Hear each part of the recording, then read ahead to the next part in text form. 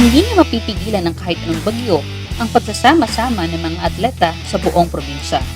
Dahil kahapon, sa kabila ng pagbuhos ng ulan at hampas ng malakas na hangin dulot ng bagyong Tisoy, ay matagumpay na pasinayaan ang 2019 Antique Provincial Athletic Association Meet. Ito nga ay pinangunahan ni Gobernador Jacob Yao na sinabing masama man ang panahon ay wala daw dapat ipag-alala ang mga manlalaro dahil maayos na paghandaan ito ng probinsya.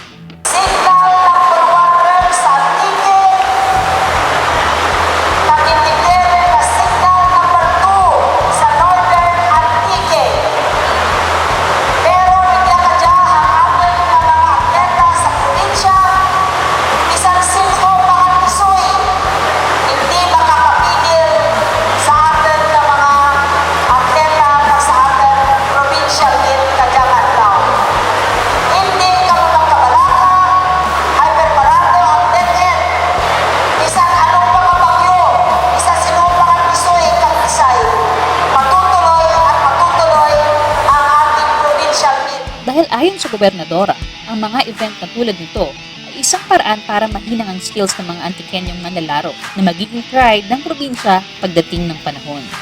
Ako, ang pinasigaw ko, na pakinggan ko ay padara sa SEA Games pagabot ng mga panahon.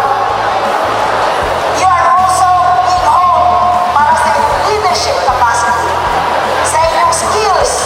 Bago nga tuluyang magsimula ang palaro, ay may iniwang paalaala at mensahe si Gobernador Jacob Yao sa lahat ng bumubuo ng Antique Provincial Athletic Meet. Ito ay ang ituring ng kompetisyon na isang paraan para mas mapatibay pa ang pagkakaisa hindi lang sa ating probinsya kung hindi pati na rin sa buong bansa. Sa mga kabataan